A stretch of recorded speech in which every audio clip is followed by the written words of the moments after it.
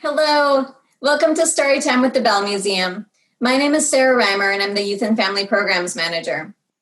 Today I'm reading the story from inside my house because it's raining outside, but maybe next time I'll be reading it inside the Bell Museum.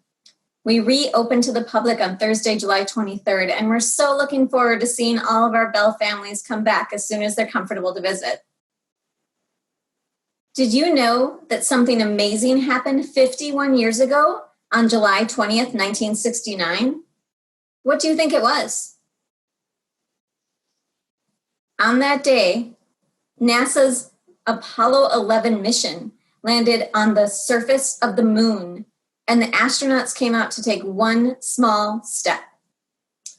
That event inspired so many people to learn more about space travel, and maybe even become an astronaut themselves. Today's story is about one girl who was inspired by that moment. Our book is called The Moon Over Star.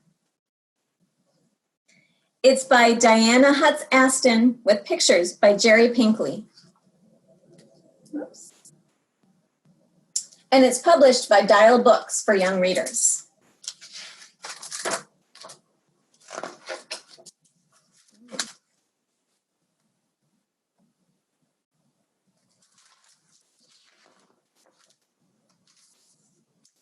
Once upon a summer's morning in 1969, Grandpa led the singing in church, the light of Sunday gleaming on his silvery head.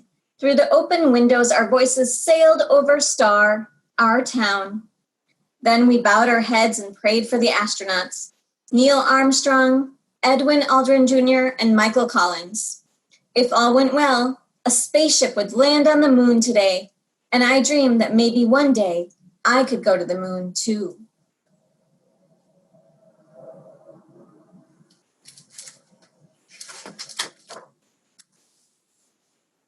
My Gramps thought the space program was a waste of money, but I knew he was praying for them too. I thought about the astronauts' kids and wondered if they were scared but proud. I know I'd be. I slipped my hand into my dad's and whispered so only I could hear, God, please bless the astronauts' children too.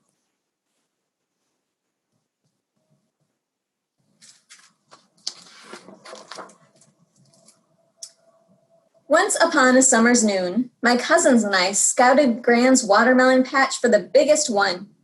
It took 3 of us to carry it to a tub of ice, 3.5, counting my littlest cousin, Lacey.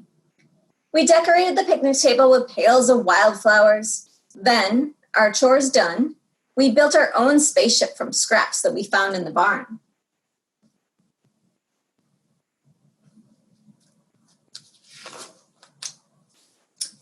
T-minus 15 seconds.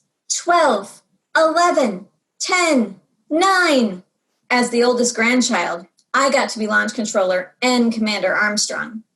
Ignition sequence start. 6, 5, 4, 3, 2, 1. Liftoff! We have liftoff!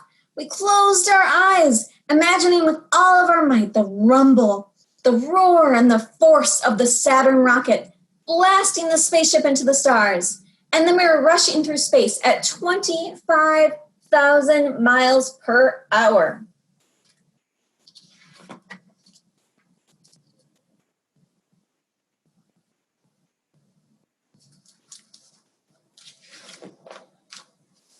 I wonder how many miles it is to the moon, Cousin Carrie said. I had been reading the moon stories in the paper, so I knew. About 240,000 miles, I said, and some scientists say it's moving away from us an inch or so further every year. I also knew that in May 1961, a month before I was born, President John F. Kennedy had said America will send men to the moon before the decade was out. Now that President Kennedy was in heaven, I wondered if he could see the astronauts. Was he smiling to know his dream was about to come true?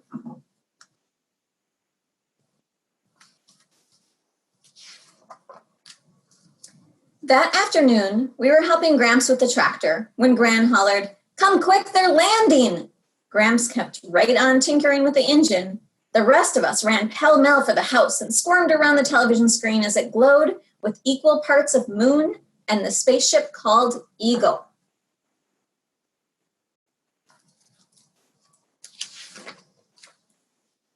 When we heard the voice of Commander Armstrong directing the landing, "Forward, forward," he said.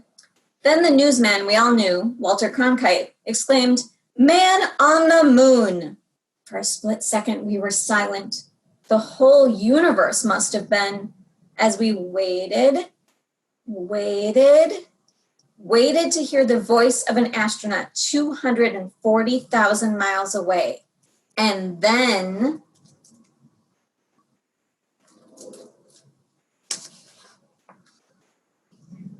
"Houston, Tranquility Base here," Commander Armstrong said. "The Eagle has landed." Boy, did we cheer, all of the cousins and even the grown-ups, all except Gramps. I remembered something he once said. Why spend all that money to go to the moon when there's so many folks in need right here on Earth? Because we can, I'd almost shouted, but caught myself. I began to wonder what Gramps' dreams had been. From the time he was little, he had worked on the farm, doing the same jobs, day to day, season to season.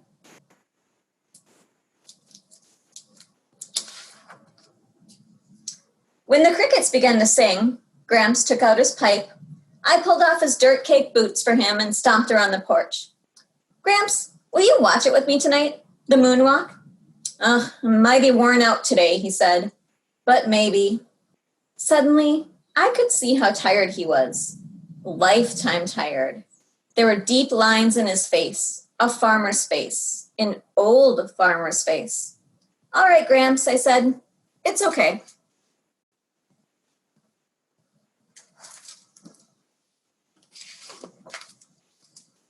Once upon a summer's night, in 1969, we spread blankets and folding chairs on the edge of the yard where the buffalo grass grew thick and soft. The cornstalks whispered while we gazed at the pearly slice of moon, and the stars, gleaming like spilled sugar. What were the astronauts seeing right at this very second?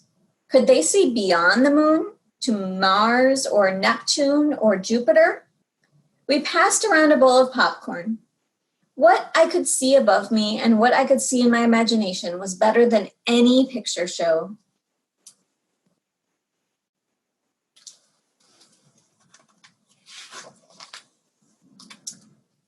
Later on that summer's night in 1969, the television screen flashed with the words that gave me goosebumps.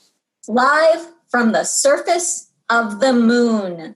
And Mr. Cronkite said, "Neil Armstrong, 38-year-old American standing on the surface of the moon on this July 20th, 1969.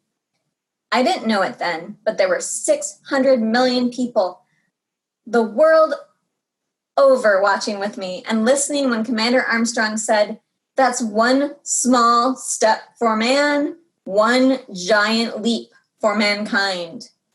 All of us, from New York to Tokyo to Paris to Cairo to Star, and maybe even President Kennedy too, all of us watched it together.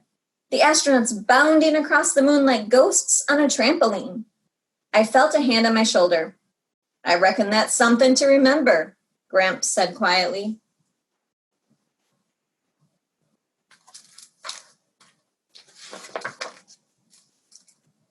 Later, when it was as quiet as the world ever gets, Gramps and I stood together under the moon. "What's mankind?" I asked him. He puffed on his pipe. "It's all of us," he finally said. "All of us who've ever lived, all of us still to come." I put my hand in his. "Just think, Gramps. If they could go to the moon, maybe one day I could too." "Great days," he said. "An astronaut in the family, who'd have thought?" I smiled in the dark. My Gramps was proud of me. "First airplane I ever saw. I was your age. It was right over yonder," Gramps said, nodding toward the cornfield. "That was something to see, oh boy, something to see." A sigh in Gramps' voice made my heart squeeze. Keep on dreaming, May, he said. Just remember, we're here now together on the prettiest star in the heavens.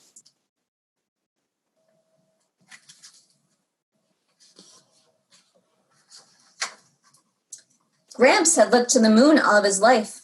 It told him when to plant and when to harvest. And once upon a summer's night, it told me to dream.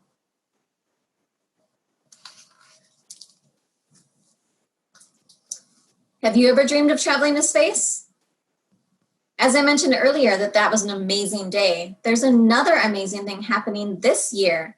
Toward the end of July and the beginning of August, NASA will launch their Mars rover named Perseverance. If you enjoyed that book and want to learn more about space, we're going to provide some activities in the comments. Thank you for joining me today.